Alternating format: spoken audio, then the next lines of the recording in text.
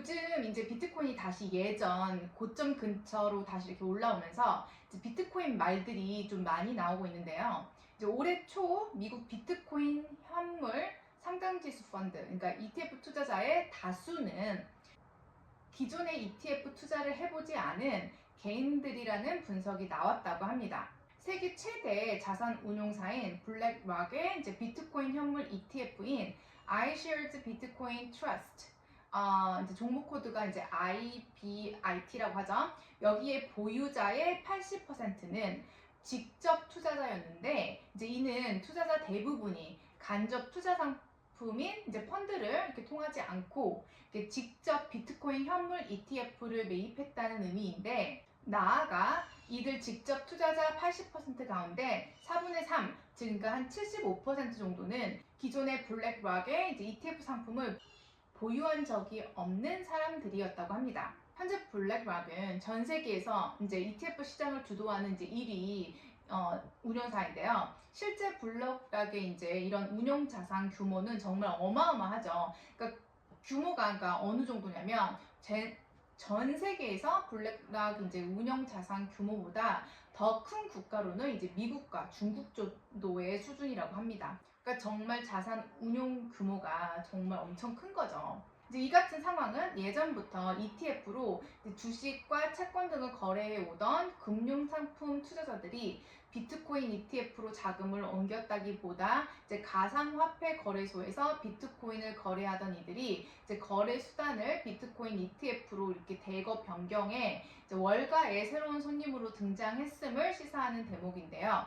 이제 실제로 보수적인 월가의 재무 상담사들은 이제 기존 고객들의 투자 포트폴리오에 비트코인 ETF를 추가하라고 조언하는데 여전히 소극적인 분위기라고 합니다. 월가 주요 은행 중에서는 이제 모건 스탠리가 지난 8월에야 대형사 중 처음으로 자사 소속 15,000명의 재무 상담자에게 이제 순자산 보유액 150만 달러 이상 고객에 한해 이제 블랙락과 이제 피델리티에 이런 비트코인 현물 ETF를 권유할 수 있도록 허용했다고 하는데요. 다른 이제 주요 금융사들은 이제 자사 소속 이런 재무 상담사들의 이제 능동적인 비트코인 ETF 권유를 허용할지를 두고 이제 여전히 내부 검토 중이라고 합니다. 비트코인 이제 ETF 운용사인 반 예크 CEO는 고객 포트폴리오를 관리하는 자산 관리자들은 여전히 이제 비트코인의 투자 비중을 할당하지 않고 있다 이렇게 말하면서 이제 그들은 거의 준비조차도 이제 하고 있지 않은 상황이라고 이렇게 말했다고 합니다. CNBC에 따르면 이제 현재 뉴욕 증시에 상장돼 11개의 이런 비트코인 현물 ETF의 시가총액은 총 630억 달러에 달하는데 이제 이 가운데 약 200억 달러가 이제 ETF 시장에 이제 신규로 이제 순유입된 자금이라고 합니다. 즉 현재 비트코인 ETF의 이제 3분의 1 정도가 신규로 이제 들어온 자금이다 이런 말이죠. 그러니까 이런 자산 운용사들은 일단 이제 그러니까 여기서 말하는 이제 고객들이란 이제 메인스트림에서 나오는 돈들. 그러니까 즉 우리가 이제 뭐 월급을 타면 그 월급에서 이제 뭐 401k다 뭐 이런 거 뭐 티처스 펀드다 뭐 이런 식으로 월급의 일부를 이렇게 퇴직금으로 넣잖아요. 그러한 이제 각종 연금 펀드들, 뭐 미국 대학들, 주 정부들, 뭐 기관들, 정부 기관들, 뭐 공무원 기금, 뭐 이런 것들, 401k 등등 이렇게 이제 미국뿐 아니라 전 세계에서 일단 이렇게 돈들이 들어오는데 기본적으로 저금리일 때 완전 수혜를 볼 수밖에 없죠. 이제 금리가 높으면 이제 당연히 수익률도 높고 더 안전한데 뭐하러 이제 이런 리스크가 있는 더 투자들을 이제 하겠어요. 그러니까 이제 운용사들은 당연히 저금리일 때 엄청난 이런 투자 돈들이 이렇게 들어오면서 더 공격적으로 투자할 수 있는 환경이 되고 이때 수수료로 이제 엄청난 소득을 이렇게 걸어들이는 거죠.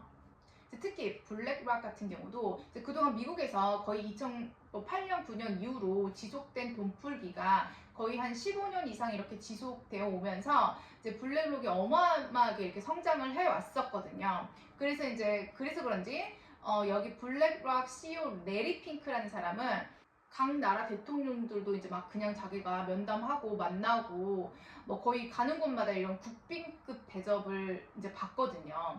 왜냐면 웬만한 나라에 엄청난 경제 영향을 줄 만큼의 거대한 자금이 이제 뒤에 있는 거니까.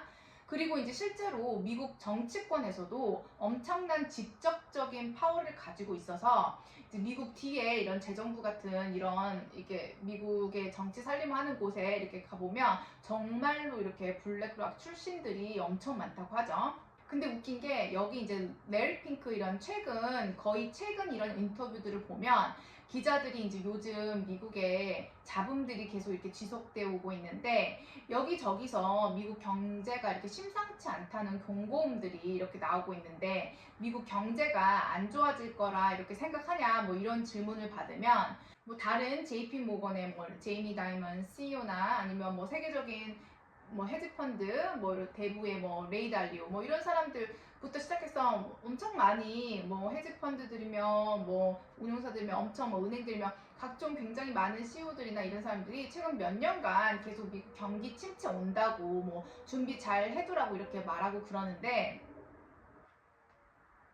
여기 레리 핑크 같은 경우는 미국 경제 성장은 성장률이 살짝 낮아지더라도 경제는 지속적으로 성장할 거다 이렇게 항상 말을 하거든요. 그러니까 뭐 이런 부분은 살짝 걱정이 된다 뭐 이런 말도 잘 안 하고 거의 항상 경제가 좋다 앞으로 좋을 것이다 항상 이렇게 말을 하거든요. 그러니까 이 분이 이제 말하는 경제 전망은 솔직히 더 들어볼 필요도 없이 항상 좋다고 하니까 뭐 그래 또 좋다고 말하겠지 뭐 이렇게 생각이 되는 것 같다는 생각이 이제 많이 들게 되거든요 솔직히.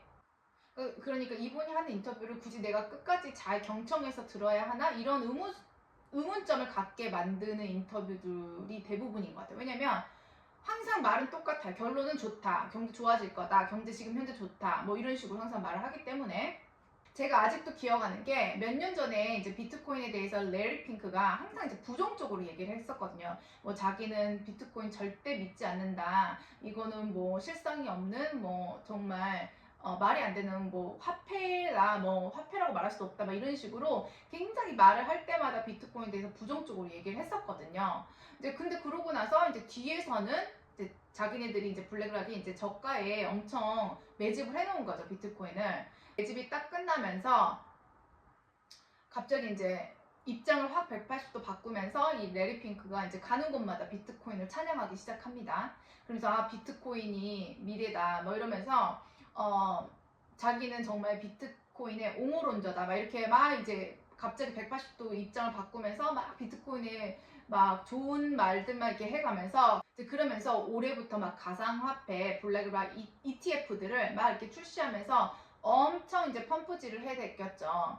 그래서 이제 제가 느낀 거는 항상 우리가 투자 회사들 조언은 이제 걸러서 듣는 연습이 필요하고 이제 그들이 실제 뭘 하려고 하는지를 알려면 좀 더 다양한 현재 발생하고 있는 그리고 이제 미래 발생할 가능성이 큰 이런 경제 상황들을 이렇게 고려해 나가면서 다양한 경제 신문들이나 이런 뉴스들을 통해서 그 사람들이 말하는 게 진짜인지를 구별할 수 있는 이제 자기만의 그런 지식과 기준을 기르는 것이 요즘은 이제 특히나 이렇게 정보들이 굉장히 많이 나오는 시대이기 때문에 특히나 자기 돈을 지키기 위해서 중요한 것 같습니다.